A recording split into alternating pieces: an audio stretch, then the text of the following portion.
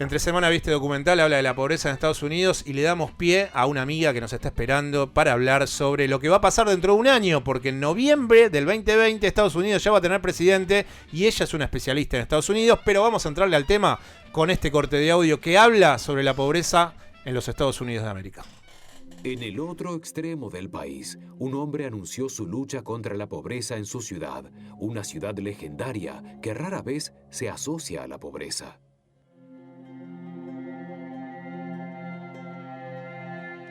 Esto es Los Ángeles y Hollywood. Elvis tiene 38 años de edad. Lo enfada cómo se volvió Los Ángeles en los últimos años. Este no es un país del tercer mundo. Es uno de los países más ricos del mundo. Casi parece una película. Cuesta imaginarse que la gente viva así todos los días. Los Ángeles es el símbolo del sueño californiano, el corazón de Hollywood y el templo del lujo. Sin embargo, Los Ángeles es hoy la capital de los sin techo de Estados Unidos. En los últimos años, el número de las personas sin hogar aumentó de 33,000 a 55,000. Bajo las torres comerciales, la situación es dramática. ¿Los estadounidenses están preparados para enfrentarse a la pobreza? Probablemente no. Donald Trump, su presidente, hace poco anunció que la tasa de pobreza se redujo drásticamente, pero todavía 40 millones de ciudadanos están presos en sus redes.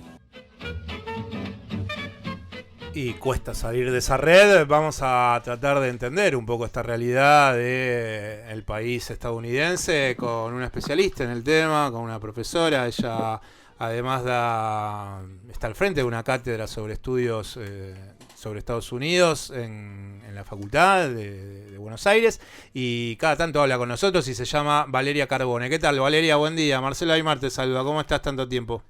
Hola, Marcela, ¿cómo están? Buen día. Bien, bueno, como verás, livianito arrancamos, ¿no? Con un documental que te recomiendo, después te lo voy a pasar, que habla sobre la pobreza en Estados Unidos, pero entre semana queríamos un poco que nos explicases cómo es el fenómeno que lleva adelante la interna demócrata, que tiene varios personajes. Si querés hacerme una especie de perfil de alguno de ellos: Bloomberg, Sanders, hay otra persona ahí que anda dando vueltas y que se llama Pete Buttigieg, puede ser, si lo pronuncié bien, que también va para ganar ese centro, pero la que está haciendo realmente mella en algo que empieza a rodar en febrero con las votaciones de la interna demócrata es Elizabeth Warren. Elizabeth Warren es senadora por el Partido Demócrata y lo que está planteando es seguridad gratuita para todo el estadounidense, y eso hace ruido en los sectores más altos de la economía estadounidense. Entonces, ¿cuál es la mirada que tenés sobre la política que está llevando Elizabeth Warren, que es la que más serias chances tiene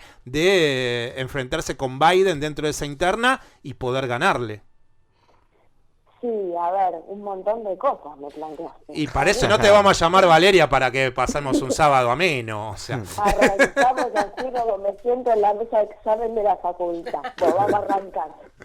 No, mira, si la interna demócrata en este momento sigue siendo como gigante, para pensar que, como vos decís, todo el proceso de votación va a arrancar ahora ya, la cantidad de precandidatos que hay es una distancia entre lo insólito y lo ridículo bastante corta.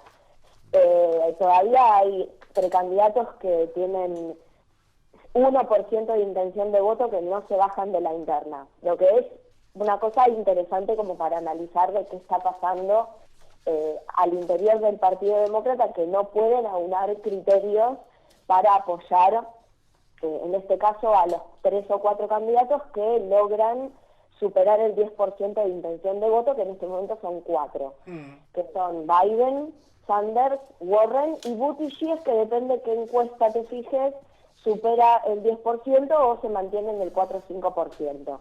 Anda con un camioncito por Estados Unidos, Pete. Sí, yo no soy muy fan de Pete Buttigieg, la verdad. Todos de los precandidatos que están en este momento en la terna, es el más conservador, por lejos, en todos los aspectos que tienen que ver con la economía, incluso con la política. Es recontra militarista, obviamente por su pasado como militar, porque él fue miembro de las Fuerzas Armadas, estuvo en Afganistán, es algo que él utiliza mucho como para perfilarse en la campaña. No es la verdad de mis favoritos, pero bueno, como yo no voto, mucha importancia no tiene, así que... Pero Warren, ¿crees que le puede llegar a ganar a Sanders en qué cuestiones discursivas? ¿Porque es mucho más radical? No, a mí me parece que hay... entre Sanders y Warren hay diferencias muy mínimas en cuanto a lo que tiene que ver con política, que obviamente uno se puede sentar y discutir cuáles son esas diferencias, que yo, ambos hablan del tema de la gratuidad universitaria. En donde más se diferencian bastante es honestamente en política exterior. Ahí sí que tienen los dos un criterio político bastante diferente. Sanders es mucho más vocal en ciertas cuestiones, por ejemplo, que han pasado en América Latina en los últimos tiempos. Ha felicitado a Lula cuando lo liberaron de la cárcel, se ha pronunciado sobre el golpe en Bolivia. Y Warren en ese sentido es una mujer mucho más cauta. Y tiene un discurso de política exterior mucho más alineado con lo que sucede en política exterior en este momento. Pero bueno, no es que necesariamente los norteamericanos votan pensando en la política exterior tampoco. Claro. Pero bueno, en otras cuestiones sí tienen un discurso mucho más parecido, lo que tiene que ver con la reforma impositiva, la redistribución de la riqueza. En eso tienen discursos mucho más similares. Y después está Biden, que su carta de presentación sigue siendo que él fue miembro de la administración Obama. Entonces uno tiene que pensar que muchas políticas de la administración Obama van a volver a encontrar su curso si él es electo presidente. Pero Biden tiene como ese costado que es el más, digamos, social de los republicanos, en una interna republicana. O sea, es muy bienvenido por el establishment. O sea, no sé si es un juego de palabras, ¿no? Pero no sé si entendés a dónde voy. O sea, es lo más conservador dentro de los demócratas. Sí, en realidad hay una cosa que yo ya parezco un disco rayado repitiendo esto. La realidad es que el Partido Demócrata está tan tirado a la centroderecha que es muy difícil encontrar políticas que sean distintas a muchas veces lo que plantean los republicanos, que están totalmente corridos a la extrema derecha. Sí. Eso es lo que sucedió con la política norteamericana. Se corrió del eje. A ver, si bien es muy difícil pensar en la política norteamericana en los términos en los que las pensamos nosotros, en donde hay una extrema derecha, una derecha, un centro y múltiples izquierdas. En los Estados Unidos es muy difícil pensarlo así. Lo que sí pasó es que en la década del 90 el Partido Demócrata con Bill Clinton, que el apodo con el que se lo conoce aún hoy es que es el más republicano de los demócratas, esa década corrió del eje hacia la centroderecha. Y bueno, entonces ahora tenés que las políticas se mueven en ese espectro, y mi entender es que hay una disociación muy grande entre lo que quiere la base y lo que quiere el establishment. Sabés que te voy a hacer la entrevista un poco más divertida y vamos a hablar de Donald Trump. Y vamos a entrarle a Donald Trump, pero con una conferencia que dio el sociólogo Manuel Castells hace un año atrás, más o menos, sí, en donde en relación a su libro Ruptura, la crisis de la democracia liberal, que recomienda a la audiencia que intente conseguir ese libro, que se llama Ruptura, de Manuel Castells, él habla sobre, en este corte de audio que te quiero hacer escuchar, sobre cómo termina votando el blanco que votó a Trump en las elecciones en donde llevó a que Trump sea el primer mandatario estadounidense. Escuchalo y sobre eso vamos a tratar de ver si podemos ir desasnando qué le pasa al blanco estadounidense que votó a Trump hace algunos años atrás. Hay un análisis excelente de un gran historiador americano que muestra por qué votaron masivamente los varones blancos en Estados Unidos, sobre todo en los sectores más populares, de clase obrera, etc. Lo pueden ver en mi libro, el análisis. Y tiene un argumento muy simple. Miren, vivimos en un mundo de identidades, de múltiples identidades. Todas las identidades que antes no se reconocían, pero que forman parte de la diversidad humana. Justamente, no somos clones. Hay cantidad de diferentes identidades, muchas de las cuales estaban escondidas, reprimidas. Bueno, pues entonces es cierto que ahora, en el mundo en general, surgen identidades étnicas, identidades sexuales, identidades de género, toda clase de identidades. Y ha habido una reacción de los hombres blancos diciendo, ¿y nosotros? No tenemos identidad, Todo el mundo habla de identidades, todo el mundo habla de derechos de identidades, esto tiene traducción institucional, y nosotros, la identidad alfa, que es el hombre blanco, sin complejos y claramente heterosexual, ¿cuál es la defensa de esa identidad? No hay identidad. Todo el mundo tiene identidad menos nosotros. Y ha habido una reacción de decir, no, un momento, este es nuestro país, esta es nuestra identidad, vamos a ganar y restablecer la jerarquía natural de las cosas. ¿Te parece, Valeria, que Trump va a poder en los próximos discursos para reelegirse seguir dándole tanta entidad a esa identidad del blanco casi supremacista o puede, después de 4 años de mandato, como va a llegar a las elecciones, tener costados endebles para lo que sería la parte más progresista estadounidense? Mira, creo que hoy por hoy y por cómo se está dando la interna demócrata, a mí me parece que Trump tiene muchas posibilidades de ser reelecto y que lo va a hacer caminando, creo que hoy por hoy. Vos pensás que incluso no tiene en este momento ni siquiera ningún desafío dentro de los republicanos, por lo tanto uno tiene que entender que los republicanos están más que contentos con el candidato que van a tener, y la verdad es que él está siguiendo la agenda republicana bastante bien, te diría que incluso se las ha enseñado para cumplir algunas promesas de campaña que ha hecho, así que creo que tiene muchas posibilidades de ser reelecto, sobre todo porque, ya te digo, a mí me parece que el problema que tiene el Partido Demócrata es el mismo Partido Demócrata. A mí me llama mucho la atención que ellos no puedan o no hayan podido durante estos 4 años de gobierno, más el año de la primaria, de alguna manera capitalizar la figura que tenían enfrente. Me llama mucho la atención, incluso no lo puedo entender, cómo con una figura como Trump, como presidente, el Partido Demócrata no puede capitalizarse como oposición. Bueno, la economía anda bien, ¿no, Valeria? Sí, la economía andaba bien cuando terminó el gobierno anterior. Entonces, no sé si es un factor, digamos, como para medir realmente lo que sucedió con esa elección. Porque la realidad es que la economía comenzó a mejorar en el último tramo del gobierno de Obama y, están aprovechándose de esos coletazos.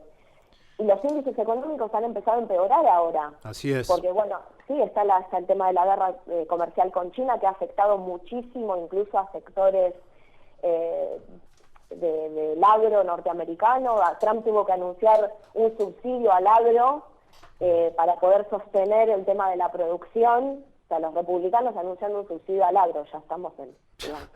Bueno, eso se le puede venir en contra porque se anuncia, sí, entrar a una recesión global, porque el otro día estaba mirando un dato, porque también se dan cuenta los que miden estas cosas, que los ricos están ahorrando, ya no gastan tanto. Entonces cuando pasa eso, que los ricos empiezan a guardar más el dinero en su bolsillo que sacarlo y gastarlo, es porque evidentemente están entrando en un ciclo de duda, desconfianza, y eso a nivel global hace que, Estados Unidos, la economía más grande del mundo, evidentemente lo va a lastimar en el final de la campaña a Trump, ¿no? Te quería hacer una consulta, Luciano. Sí, Valeria, ¿qué tal? Sí. Luciano te saluda. ¿Qué tal, Luciano? ¿Cómo estás? Muy bien. ¿Y el proceso de destitución a Trump, en qué quedó? O sea, ¿finalmente vos creés que se puede llegar a dar, afectar de alguna manera la imagen de Trump para las elecciones? Mira, he visto varias encuestas que se han realizado en las últimas... empiezo al revés. El proceso de impeachment...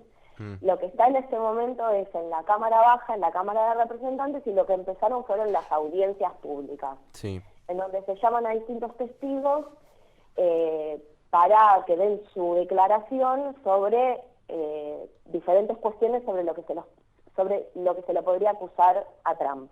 Sí. El principal eje es el tema de Ucrania, ¿no? Uh-huh. Entonces hubo muchos testigos que provenían del Departamento de Estado, hubo varias declaraciones, la embajadora de Ucrania hizo una declaración que en teoría lo perjudicaba a Trump o a alguno de sus allegados.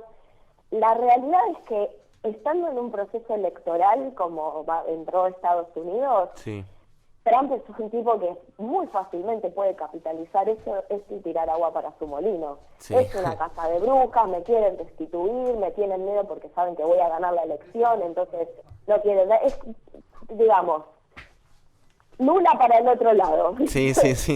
Entonces eso, obviamente, si pensamos en los procesos de impeachment anteriores, en donde toda la investigación y la acusación y etcétera duró un año y que después tenés un Senado que es mayoritariamente republicano, Sí. esto no va a ir a ningún lado, el Senado no, porque es así, la Cámara Baja, de la Cámara de Representantes, formalmente acusa y el que destituye es el Senado.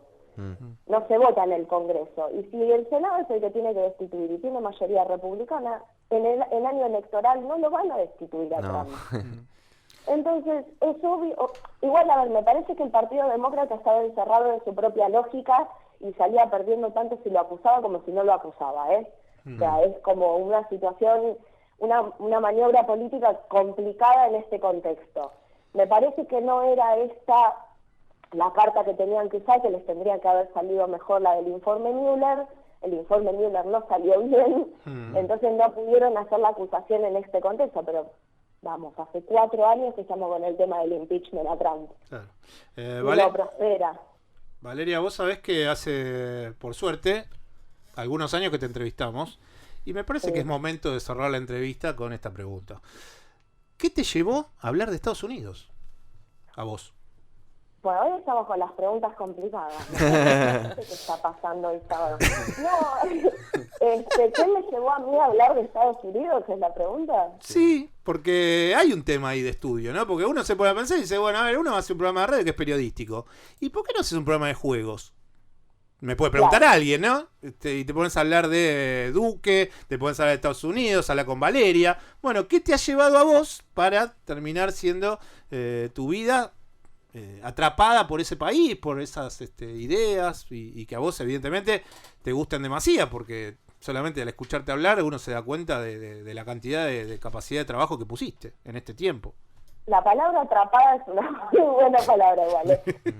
No, mira, la verdad es que cuando yo era estudiante, allá lejos y hace tiempo, tuve la oportunidad en un contexto en el cual no se abrían muchos espacios de cátedra en la Universidad de Buenos Aires, en la Facultad de Filosofía y Letras, donde yo estudié, la cátedra de Historia de Estados Unidos, que en ese momento estaba liderada por el doctor Pablo Pozzi, convocó a estudiantes para empezar a trabajar y aprender cosas que tuviesen que ver con investigación en historia. Y bueno, yo me presenté más interesada por el oficio que por la temática, digamos. Y cuando empecé a trabajar con el doctor Pozzi, que él hizo un camino un poco parecido al mío, en el sentido de que él hizo su especialización en historia argentina, en movimiento obrero, hizo estudios sobre el PRT-ERP y bueno, un montón de otras cosas, nos dimos cuenta de que la realidad es que a cualquiera que le interese la historia mundial del siglo XX y la historia contemporánea, si vos querés entender el devenir del orden mundial, tenés que entender qué pasó con los Estados Unidos. Porque la historia contemporánea está dominada por la presencia de los Estados Unidos. Y bueno, y ahí había una suerte de nicho, porque había muchos especialistas que hablaban sobre las relaciones exteriores con América Latina, pero desde el lado de América Latina, y muchas veces sin comprender en lo profundo ciertos procesos internos, ¿no? Que a veces influyen mucho en la política exterior. Y bueno, y ahí nos encaminamos en una especie de encontrar un interés propio en el tema y ver que había un nicho y bueno, empezar a trabajar en eso. Y un día llegó Trump al poder y yo que hacía raza y racismo me encontré con que era la mejor presidencia que me podía pasar. Después la de Obama era la mejor presidencia que me podía pasar a nivel profesional. El mundo es otra cosa, pero bueno, no importa. Valeria, te mando un beso, esperemos hablar en breve y gracias, buen fin de semana. A ustedes, muchas gracias por la invitación a conversar otra vez. Bueno, muchísimas gracias, Valeria. Quien estaba hablando con nosotros era la historiadora Valeria Carbone, quien, bueno, como lo dijo ella estuvo al frente y está al frente de la Cátedra sobre Estudios Estadounidenses en la Facultad de Buenos Aires, y además es un placer hablar cada tanto sobre ese enorme país que queda al norte de nosotros y se llama Estados Unidos. Valeria Carbone, aquí en Paso Valores en AM 1420.